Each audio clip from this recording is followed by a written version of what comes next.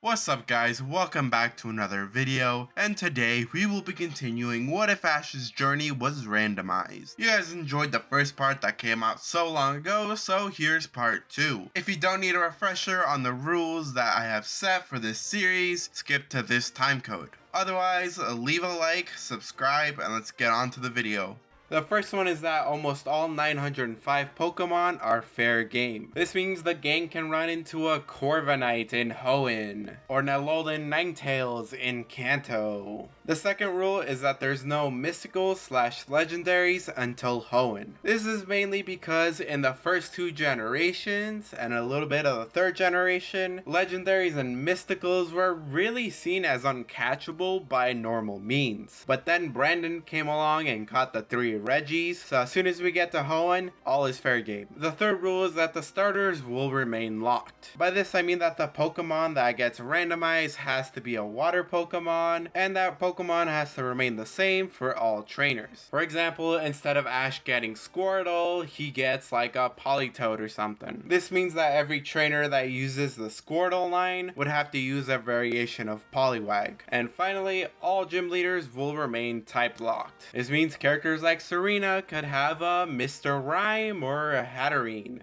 Much like in the original timeline, Misty tries to dissuade Ash and Brock from going to Vermilion City for very obvious reasons. However, Ash still wants to go there to get a second badge, and things proceed like normal, with Ash finding out that the Cerulean sisters are basically just handing out badges. Although Ash says he'd rather earn his badge, they almost convince him to take it, but Misty then steps in saying that technically she's a gym leader too. While Ash did want to send out Larvitar first, not only did it not want to battle with Misty, but it's terrified of the water, being a rock and ground type. So Ash's real first Pokemon is his Badoo, while Misty sends out Shellos. And despite being at a type disadvantage, Shellos actually manages to win this fight, thanks to it being able to use all the surrounding water to evade any Razor Leaves. They both recall their Pokemon, with Ash bringing out Delibird and Misty sending out a Vaporeon. Despite Delibird being shown that it's physically stronger, it has a hard time hitting it, as Vaporeon basically disappears once it's in water. This battle does come to a conclusion when a triple Axel and Aqua Tail combine, causing them both to faint. Before anything else can happen, Team Rocket shows up, and their appearance isn't long as they get blasted away shortly after. Daisy tries to give Ash the Cascade badge for helping save the gym, however, Ash doesn't accept the badge. He did technically lose to Misty, so Ash leaves Cerulean City empty-handed. On their way to Vermilion City, they hear about a trainer who has apparently never lost a fight. This is when they meet AJ, who Ash challenges to a fight. AJ and his Sigilyph end up beating Ash's ass, and then beating Team Rocket for his 100th win. We then skip forward a bit to when the gang encounter a Toxel that Misty wants to catch. However, her Pokeball is deflected by a Pansage's Vine Whip. The Pansage jumps in front of it, pretty pissed off that Misty would try to catch one of its friends. Ash steps in saying that he wants to battle it, so he sends in Delibird. The bird clearly has the type advantage here, but it still really struggles in this fight. Ultimately, Pansage is defeated, with Delibird freezing its vines to the ground before finishing it off with an aerial ace. Ash, wanting one of Kanto's official starters, catches the monkey, while Misty catches the Toxel. This means they don't go to the hidden village, and because of that, Team Rocket is free to snatch up all the Pokemon there. They even keep 2 of the Pokemon for themselves. Right after this, as the gang wanders through the forest, they hear a cry from above.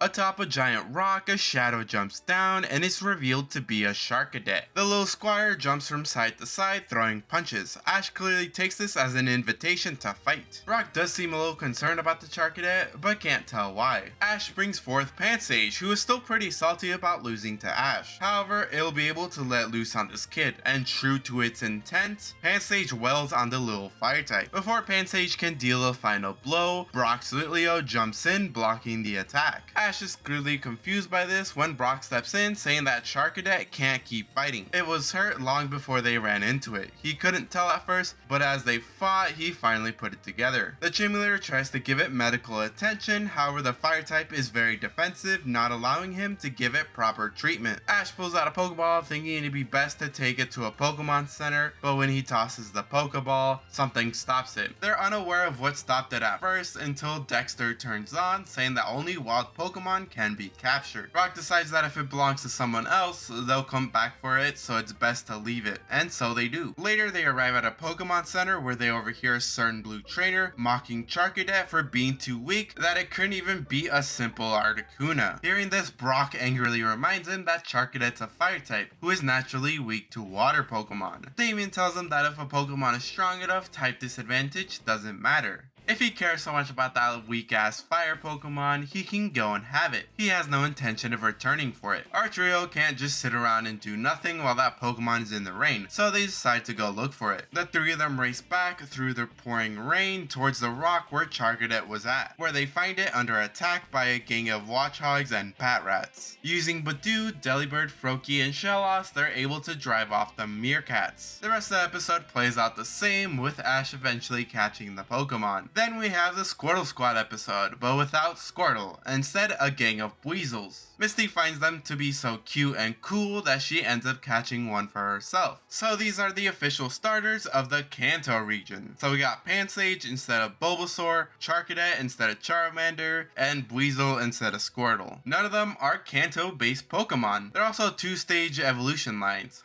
Anyways, after that episode, Ash finds a sleeping Purloin on a nearby beach that he catches for himself, but it gets sent to Oak Slab. They then visit Bill in his lighthouse, where they witness a gigantic Cascoon that ends up hopping into the ocean. Our trio then arrive at Vermilion City and head straight for the Pokemon Center, where a trainer and a badly beaten up Hawlucha come rushing in behind them. After Nurse Joy's Armaldo takes the Hawlucha away, Joy tells our gang that there are many more Pokemon like this that have been badly beaten. Apparently they all lost the battle to Lieutenant Surge, which makes Ash worry about his upcoming gym battle. Speaking of which, much like in the original, Surge will only be using one Pokemon, and that Pokemon is Dracozolt. And of course, Ash chooses his starter Pokemon, Larvitar. And of course, this doesn't turn out as well, as Dracozolt is simply stronger. After a night of contemplating whether Ash should continue his journey or not, he finds new resolve, and him and Larvitar have a training montage. During this training, Team Rocket even happens to help him by trying to steal his Pokemon. They even battle with their brand new Pokemon, Tinkatuff and Monferno. Even with the help of Charcadet, Ash's Mons are barely able to scrape by a win. These new Pokemon are something else. The day after that, Ash decides to go back to challenge the gym. This time around, it still kind of plays out the same, with Larvitar only being able to keep up with Dracozolt a little bit more. However, soon enough, it starts missing its attacks, angering the little rock type as it stomps on the floor. At first, it looks like Larvitar had just activated Outrage again. However, it keeps stomping the floor harder and harder, before striking the ground so hard with one of its feet that it sends pieces of the ground flying at Dracozolt. Brock points out that this is the move called Stomping Tantrum. He explains what this move is as Dracozolt gets hit by it. With a combo of Stomping Tantrum and Outrage, they're able to double the amounts of rocks being hurled at Dracozolt. After burying the fossil type under a bunch of rocks, Ash is declared the winner and earns the Thunder Badge. After gaining free tickets to the St. Anne, our gang take a nice little boat ride. Ash even challenges a gentleman to a battle, in which Ash's Badoo evolves and wins the battle. Ash then trades Roselia for the gentleman's Seismitoad, but Ash quickly realizes his mistake and goes back to get it. The ship then sinks and the gang wash up in wannabe Galar. While at Porta Vista, Misty ends up noticing an injured Sneasel in the water and wants to help it, but their attention is drawn away when a ship literally explodes. And of course, with their own water type Pokemon, they help the sailors from drowning. They then go to meet Nastina, who explains that she's building a very exclusive hotel. However, a group of Turtonators and Mime Juniors have been attacking her construction site. She's hiring everyone and anyone she can to get rid of them. And thanks to Team Rocket hitting a Mime Junior with their super secret stun sauce, it ends up evolving into a Mr. Rhyme that basically ends up Dynamaxing and decides to dance throughout the city. Misty then somehow manages to talk them out of destroying the town, and she catches catches the Sneasel from earlier. How is any of that possible? I don't know.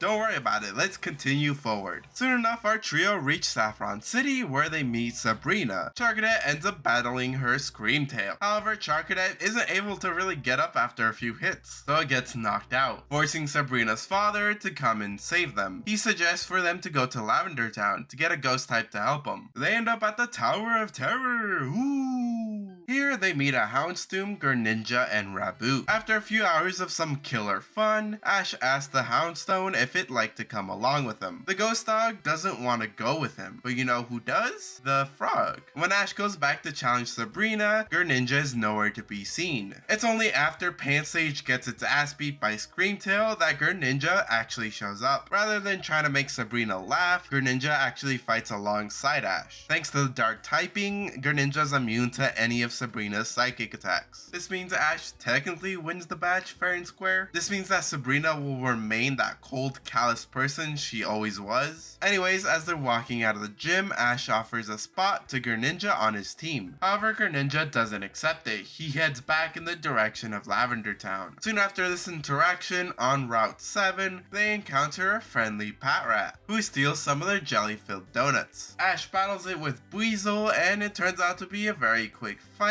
By the end, he ends up catching it. When he arrives at Celadon City, Ash unknowingly insults the gym leader. So with the help of Team Rocket, he has to get a gym battle with Erica. Ash's first Pokemon is Purloined, who immediately shows that once it comes out, it doesn't want to battle. It just wants to take a nap. Meaning Ash is already out of a Mon before the battle is even begun. So for her second Mon, Ash sends out Charcadet, who knocks out Cherubi with 2 Embers, and Bramblegast with an Ember and Flame Charge combo. Unfortunately, when Erica sends out her ace, Sawsbuck, it takes out the fire type with a simple dig. Ash's final Pokemon is his trusty Delibird. Using Triple Axle and Aerial Ace, it's able to eventually deal with the Sawsbuck. Like in the original timeline, the gym eventually catches fire, and our trio still help to try to put out the fire, in whatever way they can. While at Hop Hop Town, our heroes decide to take a short rest inside a blooming garden.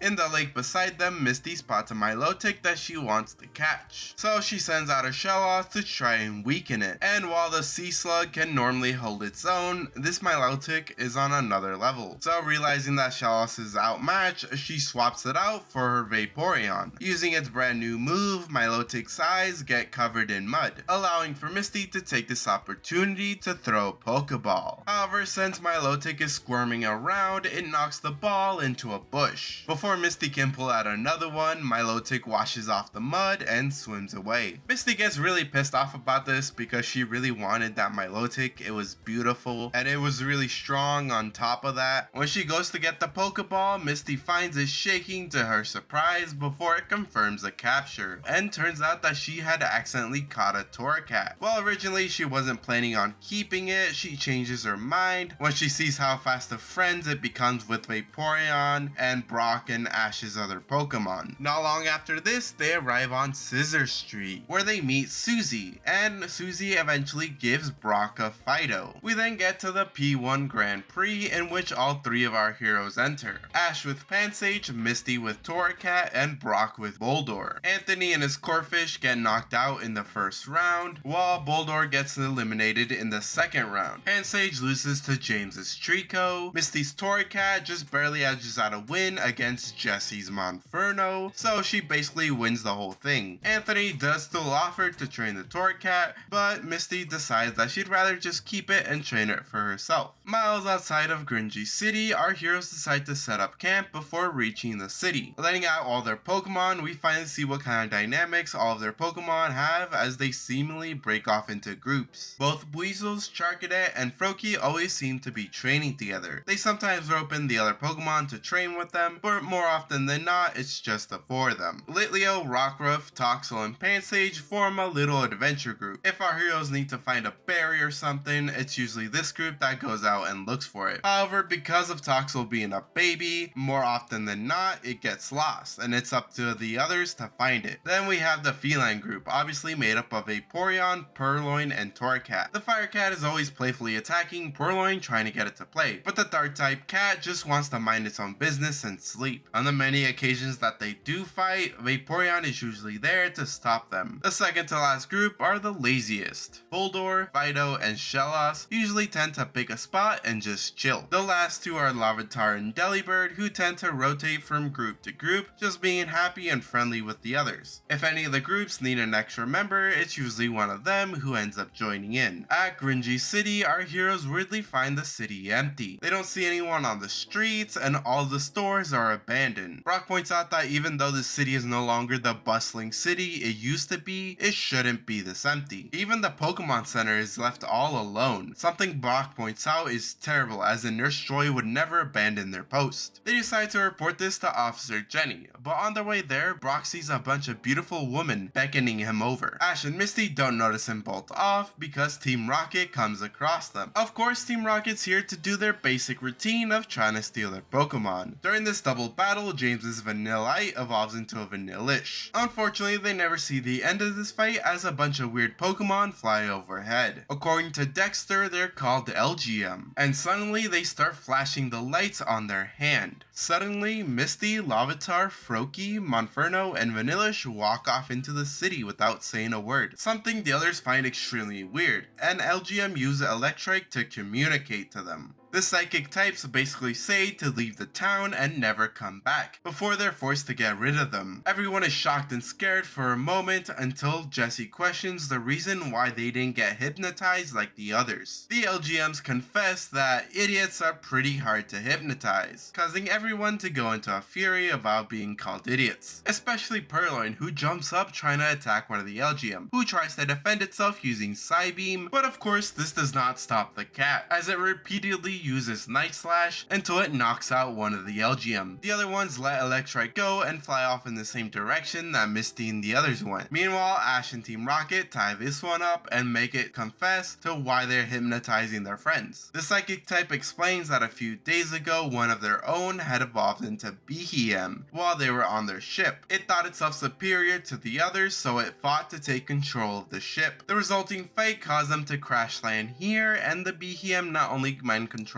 them, but the whole town just to serve it. Team Rocket immediately starts to think of ways to help the LGM, in which I mean they're gonna try to take the Pokemon for themselves. Ash, sensing that the Pokemon isn't lying, unties it and says that he'll help it. Heading to the middle of the town, they find Behem sitting atop a throne surrounded by the townspeople, Brock, Misty, and their Pokemon. Ash is surprisingly able to talk his way into a one-on-one battle with the Behem by hurting its feelings, saying that it's weak because it has to have other Pokemon and people to do its own battling. But before it can even begin, Team Rocket tries to do their thing, only to get blasted off by a combined Psybeam from the LGM. Ash and Purloin then battle the Cerebral Pokemon, and thanks to Purloin's dark typing, none of Behem's attacks are effective, allowing for Ash to come out on top. Ash then catches the Behem to make sure it doesn't bother the other LGM. The one not hypnotized LGM makes use of the state of the town people to rebuild their ship and leave. Once they're far away enough, the mind control breaks, leaving everybody with a hazy memory of what happened. Sometime later, they run into Gary, where they compete to get rid of some Nidoran digging near a dam. The only thing of note here is that Misty's Froakie evolves into a Frogadier.